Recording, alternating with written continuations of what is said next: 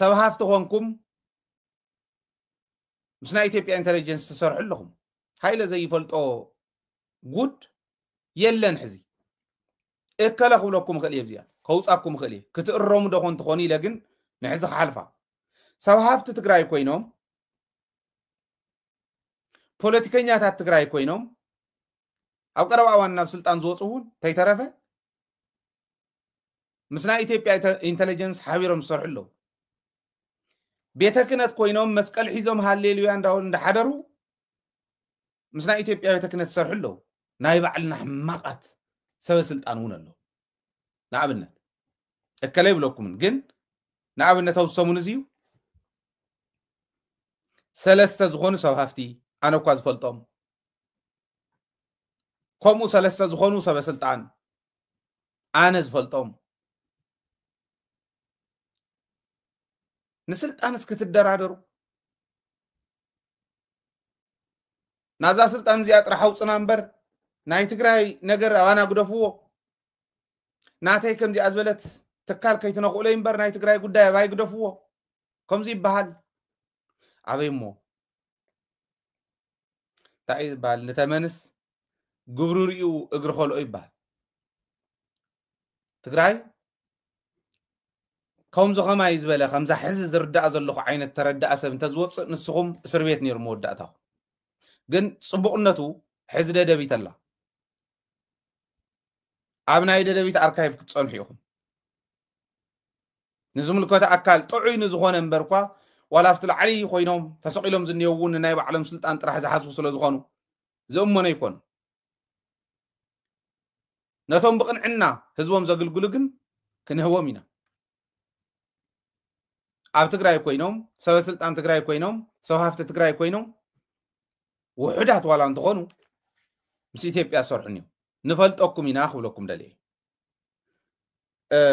ዓውዚ ተኸፍታት ዙርያ ኣነ ኣብ መረጃን ፀረ መረጃን ናይ ትግራይ ክፍተት ኣሎ በደንብ ዳምፁኒ እዚዩ ሕዚ ስእልካት ዓያ እከለ ተኮሰ እከለ ከምዚ በላ እየዋፀናን እዚአን ንርአየን ኢትዮጵያ እንታይ ትመስል ዓቕማ እንታይ ዓይነት ምንቅስቃስ ኣሎ ኣብ ትግራይ እንታይ ዝመስል ትምድላውና እንታይ ዓይነት ምንቅስቃስ እንሄ ተኸፍታትና እውን በደንብ ክንሽፍኖ ምእንታን ናይ ፀላእን ናይ ባዕልናን ድኽመትን ጥንካረን ብዘይ ምሕረት ምግምጋም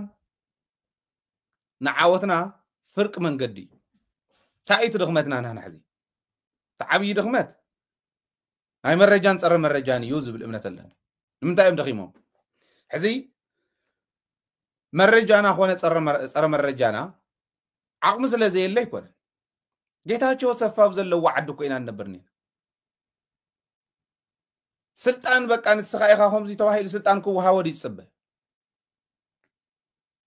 ናይ በዓል ጌታቸው ረዳ መቀለድ ክኸውን ንስውን መዓት ተጋድልቶም ዘለዎ ዓዶም ሕሊፎም ዘይሁ ዕድመ ንእስነቶም ዝሕለፉ ዓዲ ኮይና ኔና ንምንታይ እንደክመው እዚ ማዕ መረጃን ፀረ መረጃንስ ኣብ ትግራይ ኣፍታ ተመክሮ ዘለዋ ትግራይ ጌታቸው ሰፋ ኾነ ተወልደ ዕንበብ ኾነ ካልኦቶም ዘለዋ ዓድስ ናይ ድሕንነትን ናይ መረጃን ፀረ መረጃን ድኽመት ኣብ ትግራይ ይርአ መን ይሞዳ ጠንካራ ኾን ካባና ንላዕሊ ጌታቸው ሰፋ ካብ ዝሓዘ ኣብ ትሕቲ ጌታቸው ሰፋ ኮይኖም ክሰርሑ ዝኽእሉ ብኢትዮጵያ ደረጃ ዝፍለጡ ብኸባቢና ብቀርኒ ኣፍሪካ ደረጃ እውን ዝፍለጡ ናይ ድህነት ሰባት ኣብ ዘለውዋ ዓዲ በዓል ወልደ ስላሰት ማል ብስርቂ ተተሓዙ ሕዚ ካብ ጅቡቲ ካብ ካሊእ እንዳኣሰሩ ሰባት እንዳምፁ ምስ ኢትዮጵያ ኮይኖም ሰሪሖም ንትግራይ ከበሳውሱ ትፈቅድ ጌታቸው ሰፋ ኣብ ዘለውዋ ዓዲ ማለት ዝናዓቕ ሰብ ኣይኮነ ሰይድካ ምናምን ገለታ ከምዚ ሓደ ሓደ ዝብልዎ ኣይኮነ ተመክሮ ዝደልደሉ ሰባት እዮም እዚኦም እንታይ ኢና ኮይንና እንተኢልኩም ግን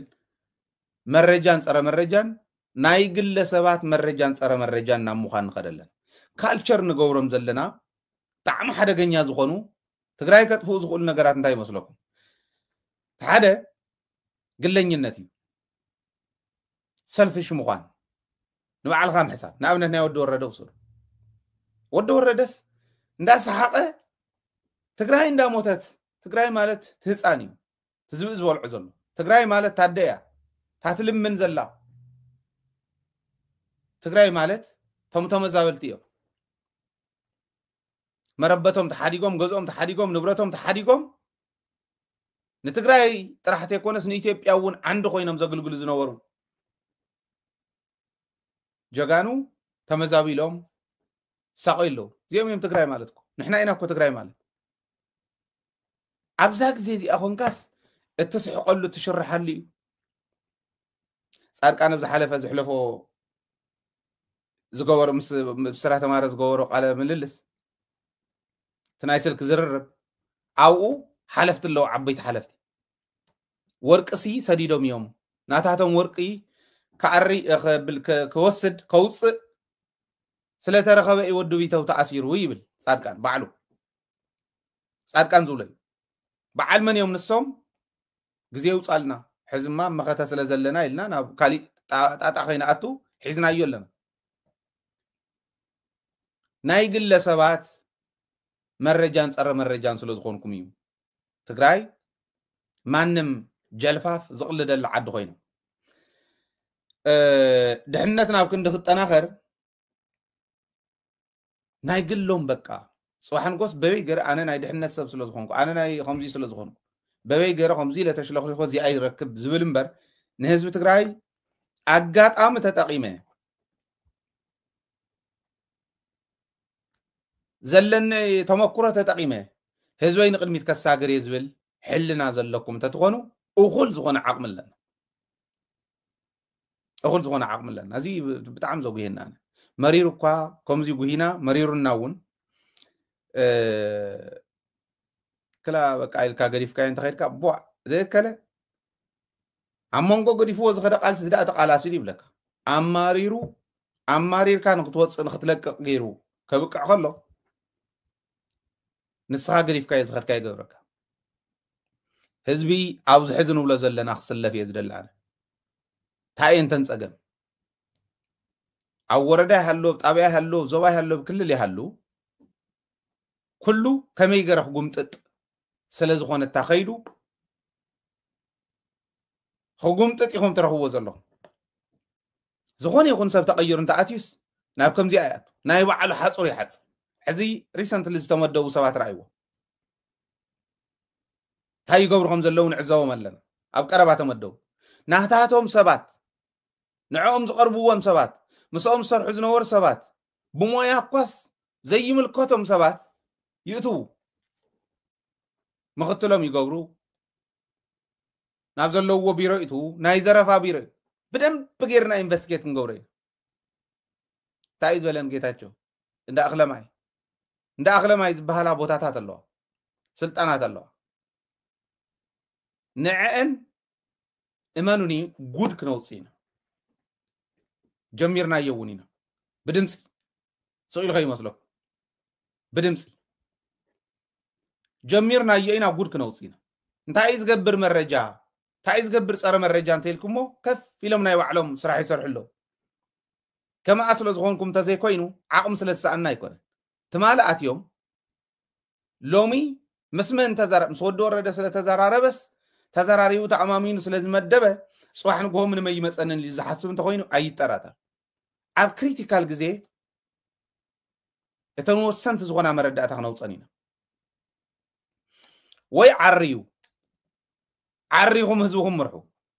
ኣይኮነ እንተኮይኑ ግን ናይ መዓልቲ ጉዳይ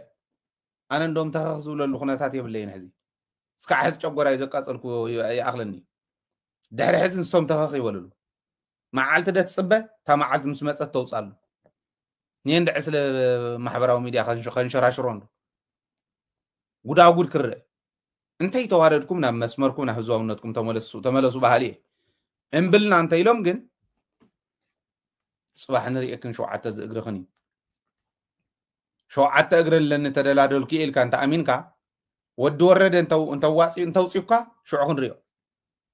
ንህዝቢ ክነቃልዒና እዚኣ እኒሃትልካ ህዝቢ ትግራይ እከለ ማለት እዚ ኢልና ክነቃልዒና ትማሊ ናብ ስልጣን ኣትዮም እንታይ ክገብሩ ንመን ጎቲቶም ብደንቢ እዩ ዝርዳእና ደንቢ ከዓ ኢና ክንሰርሓሉ እሞ እዚ ዝግበር ዘሎ እዚዩ ናይ መረጃን ፀረ መረጃን ሕመቕ እምበር ትግራይ እስኪ ኣይኾንን በሉን እንድሕር ዘይኾን أوزي محبراو ميديا أو يوتيوب تكتاتلنا زلهم ندحر زي يخون تزول زلهم يخون نبل تقراي انت آية تساقم تقراي حزي كلمة أندينا تنكالوت تساقم تقراي تمزابلتي وقناتنا أو سقاي اللو تمزابلت خنملس ندلينا برايوريتينا نسي مريتنا مريت تقراي أو تحت وررتلو مريتنا خنملسينا نملس ندلينا زيون برايوريتينا ودابتاتنا عوشتنا بدك جنزلو ودابتاتنا كنت أنا آخر ندلينا سألت تارجيتس جوور وزي سلزخونه حزب تقراي مثل عرسو سانو أخر رجاجس زوج حس أجمع تحت الناس كسافنا له ندلينا كاب كل اللي علقن عوشتي ولا صوم حديرون عبدك جدك يسول الله حدر تقراي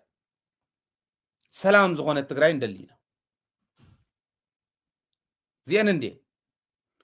زين مقبار عقمي يبلنا نسكولن من عقمي يلن بلن نسكي عقمي يلن كتبل انت خونكا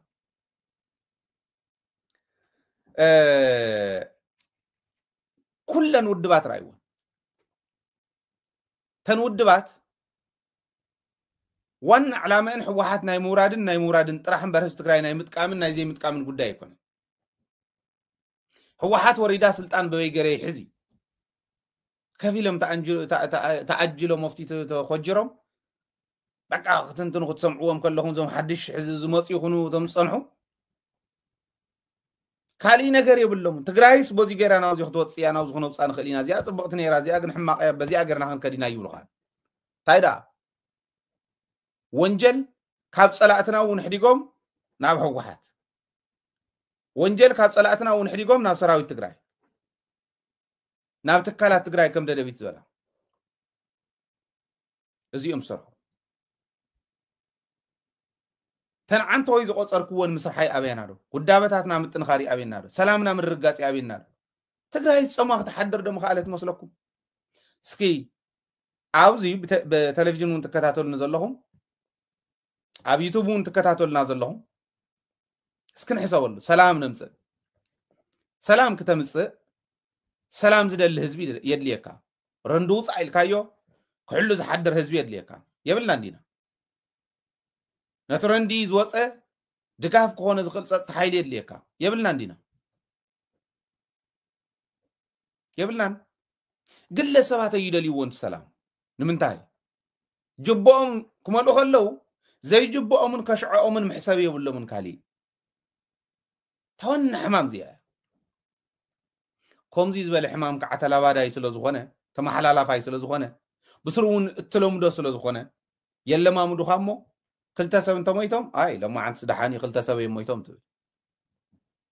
10 እንተሞይቶም ቁርፁን ሒልካ 10 እዮም كم تناي تمال زحلفنا يا زينا إثيوبيا عسران كلتن سبات مويتهم يلمو حدا وردا قليصهم توردا بقى حي المتكل حزموصين نو حسد تزريبي تايت حسد 10 تخلت سبات مويتهم اندهلوس عسران كلتن توهيلو يزا كومينا لميدنا حزي اوكي زو بلعو تسان قلعه دحري لقعه حنتي عشل نغيسوا كوسدان يروحو هوي لتزبت ريفوا بوا لما انت دحالينا ايبلعن تريفا تنغيسا تريفا دحانينا كم زول كوينينا تمريحنتنا هم يزل مغو حسنا خاطر رغاغص اي تخلن غبرنا بيرو جبار حريسون دفاريسو كندزيتي يقبل كلن ان صحيفو لم زبن كندزيتينا يلو ريبورت صحف غبرنا بيرو يزل كم ريكونا سكوي جو تشاني قلنا نيازي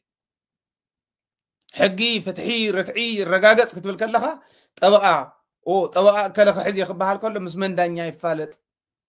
من مس بحال دانيا يفالط زيو تطبقاون كحز كله من زبحال بعل حفت زمدو لو مو كندزي يمصي له خبلعو كم زي يكوننا نينا نلوم دو إنا زلنا كالتشر ندا غورنا إنا نخدني نمبر كلن تناي تقراي رب حيل عنتو يزرزر كون نمسرحن موقعب تقراي كويننا زعبيانا يكونا تسقم دخم مرح عند هاليو دخم يزخون تمحبر سو مرح يزمس رأيون أو جيتها شو جزين تانير جيتها شو هيو عبداني سخراني سخيرنا دنيرنا كلنا عبدان دنير تسب سلفي وص عديتها تصفع أرجن بقلن شلي مو هو يبل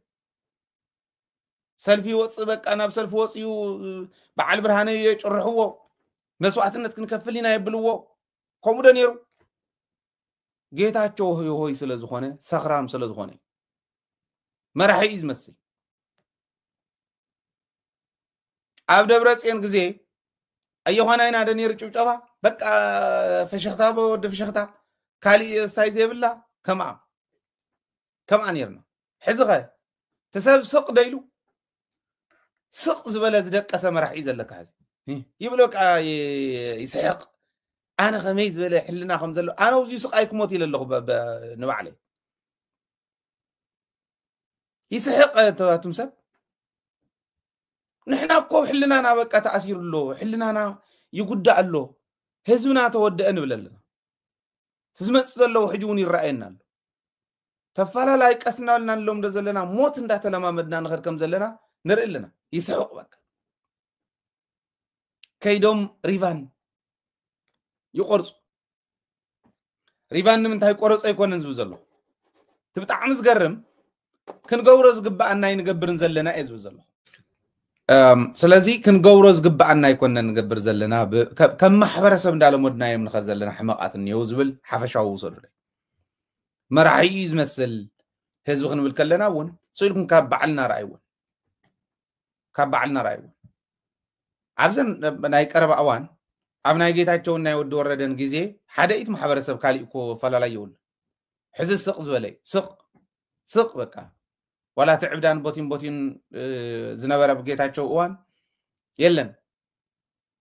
መራሒ ኻስ ለዝምሰል ጥዑይ መራሒ ክመጽእ ከሎ ኢኻ ተቀየር ክንብል ከለና ውን ካሊእ ተኣምር ይውል ብርግጽ መራሒ ጥራሕ መጽዩ ዝገብሮ ነገር የለን ታዋና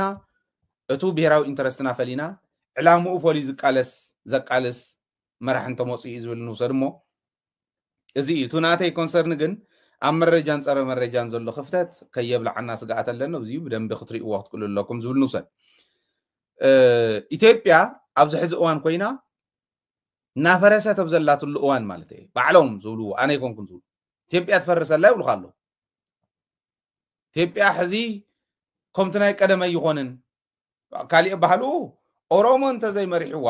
ኢትዮጵያ ክትቅጽለይ ትኽእልን ይዝብለና ብርሃኑ ጁላ نعايز ردان نلسي تمصيهم كم تناي قدم منغسته معرارينا خمزي غيرنا نقولو حقافاي زغونه خمزي خنغبرينا زبل حسابون كون كم زي يخلي نغركال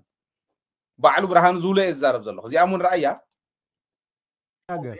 እንደ ድሮ የተጋጨው ምን ይያልኩ እኔ በላይነት አንጥቼ ቀጠላለው የሚል እንትን አይሰራም አሁን አወቃቀሩ መጥፎ ነው እንደ ድሮ አንዱ ግራዝማች አንዱን ገፍቶ ወደ ስልጣን መጥቶ ጉብ ብሎ ሊኖር አይችልም አሁን እንደዛ አይደለም አሁን ኮምፕሊትሊ ነው የሚፈርሰው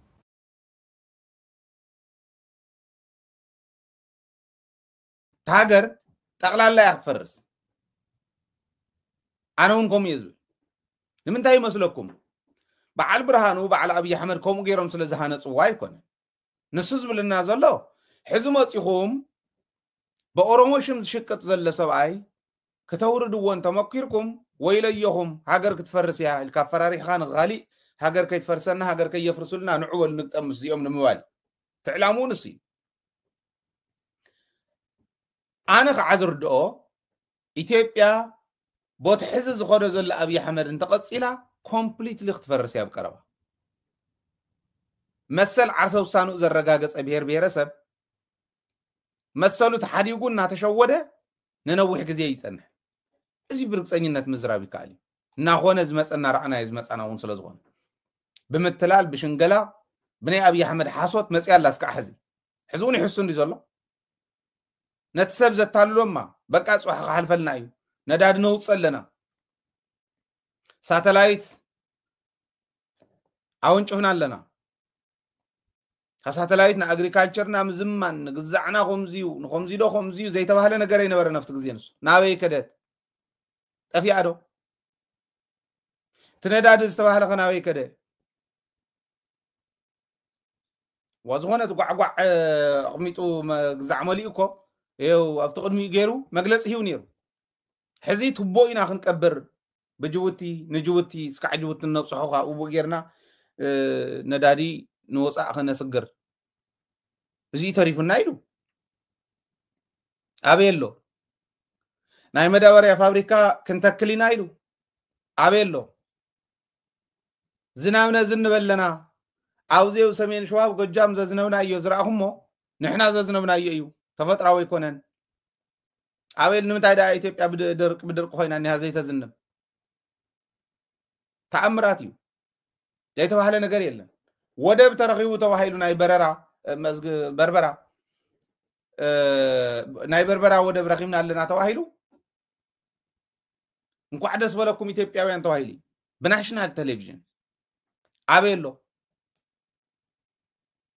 ሕዚ ከዓ አውሮፕላን ክንቅርቢና ስርናይውን ክንወፃ ኤክስፖርት ክንገብርና ይብል ነይሩ ብርግጽ بسرناي بتميت زموت هزبي 27 مليون بتميت زموت هزب زلوا عدي اكسبورت يقبر يبل حجا اير اكسبورت نقبرينا بهايا 30 بلين سرتن اكسبورت لعالم ገበያ እናቀርባለን ይብለካ በርካታ ሀገራት አውሮፕላኖች ዩኤቪዎች እናቀርባለን የተለያዩ የአውሮፕላን ፓርቶች እና አውሮፕላኖች ለአፍሪካ ማርኬት ማምረት ማቅረብ እንፈልጋለን ሁሉም ሀገራት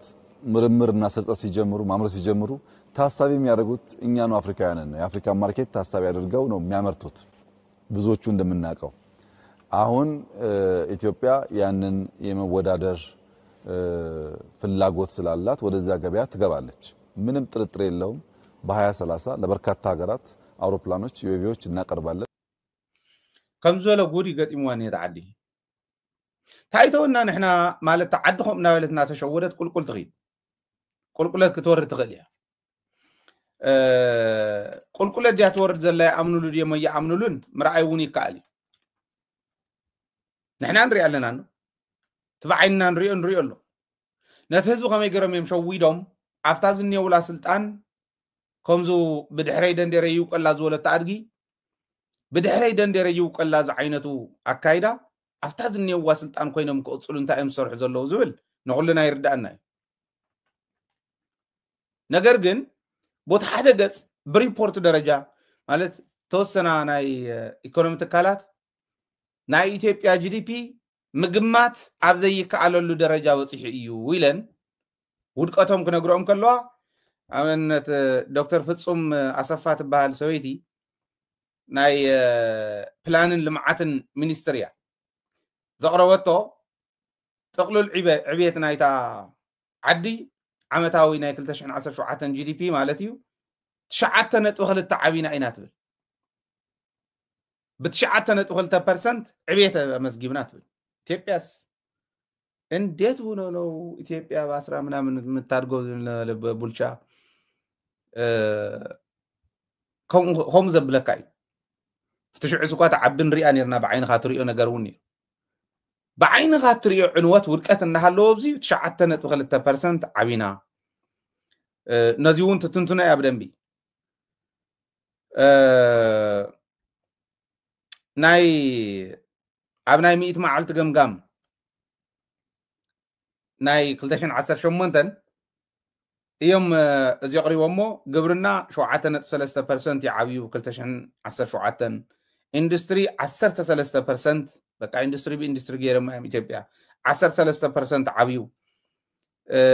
አገልግሎት ከዓ ዝናይ ግልጋሎት ዝበሃሉ ሰርቪስስ ንብሎም 7.5 ዓቢና ይብሉሞ አቨሬጅ 9.2 ዕብየት ተመስጊብና ኢና ይብሉ እዚው ምናልባሽ ተዓዲ ክንደይ ናይ ዝኣክል ነቲ ህዝቢ ከም ዝንዕቅዎ እንዲዮም ዝነግሩ ዘለው ግን ንዓቅዎ ይንዓቅዎ ብተግባር እንዳወደቀ ዘሎ ህዝቢ እንዳራአየ እንዳዓነወ ዘሎ ህዝቢ እንዳዓነወት ዘላ ዓዲ ከምዚ ኢሎም ሸዊዶም ንክንደይ እዮም ክፀንሑ ዝኽእለው ንሪኦም ግን ትዘሎ ክፍተት ኩሉ ክንጥቀመሉ እንተንኽእል ነርና ተወሎ ንሕና ናብ ናፅነትና መኸድና ኢትዮጵያ ምርጋም ኢትዮጵያ منعق ኢትዮጵያ ከምዚ ጌርካ ምግላጽ ይከኣል ይኸውን ኣብ ተግባር ኣብ መሬት ትግራይ ኣብ መንግስቲ ትግራይ ለዋጣይ ዝኾነ መንገዲ ዝኽተል መሪሕነት እስካዕ ዘየለ ንሕና እውን ኢና ኒና ትግራይ ግን ምቕያር ይከኣል ነይሩ ወርቂ ትግራይ ሳፋየር ትግራይ ካልኦት ማዕድናት ትግራይ ሕርሻ ትግራይ ቱሪዝም ትግራይ ዚኣቶምን ካልኦትን ተጠቂምካ ነቲ 10 ሚልዮን ህዝቢ ነዛ ንእሽተይ መሬት 54 ሽሕ ማለት ማ ናተይ ሪሰርች ኤሪያ 540 ሽሕ ስኩዌር ኪሎሜትር ክንዲ 10 ትግራይ እዩ ዝኾን ከመይ ዝበለ ተኣምር ክንሰርሕ ከም እንኽእል ይገርመኒ በቃ እዚኡ ክሓስብ ከለኹ ኣብኡ ኢና ኒና ስለዚ እዚ ምቕያር ይከኣል ትግራይ ንቐይር ኢትዮጵያ ንቁልቁል ክትከድ ከላ ኣፐር ሃንድ ናይ ኢኮኖሚ ናይ ሚሊተሪ ናይ ፖለቲካ ናይ ዲፕሎማሲ ናይ ተኸባቢ መሓዝ ይከኣል እዩ ትግራይ ብተፈጥሮ እውን ብጣዕሚ ወሳነ ዝኾነ ቦታ ዝተፈጠረት ዓዲ እያ ተፈጥሮ እውን ዝዓደላ ፀጋታት ዘለዎ ዓዲ እያ እዚ ተረዲኡ ዝመርሕ መሪሕነት እዩ ዘድሊ ክብል ደልየ እምበር ከምቱ ብርሃኑ ጁላ ዝበሎ ትኽክል እዩ ሃገሪቱ ስትፈርስ መጥፎ ኣፈራርስ ነው የምትፈርሰው ክትፈርስ ከላ ሕዚ ሕማቕ ኣፈራርሳ እያ ክትወድቕ ትኽክል እዩ ንምንታይ ኩሉ ኮረመለ ናይ ናፅነት ጥዒሙ እዩ ናፅነቱ ዝወስደሎ ይደል ኣብዚ ሰብኣይ እዚ ዘለዎ ፅልኢ ኣብ ልዕሊ ህዝቢ ኦሮሞ ካሊእ ፀገም ከይፍጠር እዩ ናተይ ስጋት ኦሮሞ እየ ኢሉ ብሽም ኦሮሞ ዝነግር ዘሎ ፖለቲካዊ ኢሊት ኣብ ልዕሊ ኦሮሞ ፀገም ከየምፅእ ፅዋሕ ንጉሕን ናይ ምፍዳይ ኩነታት ክመፅእ ከሎ ካሊእ ብሄረሰብ ኣብ ልዕሊ ኦሮሞ ከይለዓል ኦሮሞ ብደንብ ክሰርሑ ክኽእሉ ኣለዎም ዝብል እምነት ኣለኒ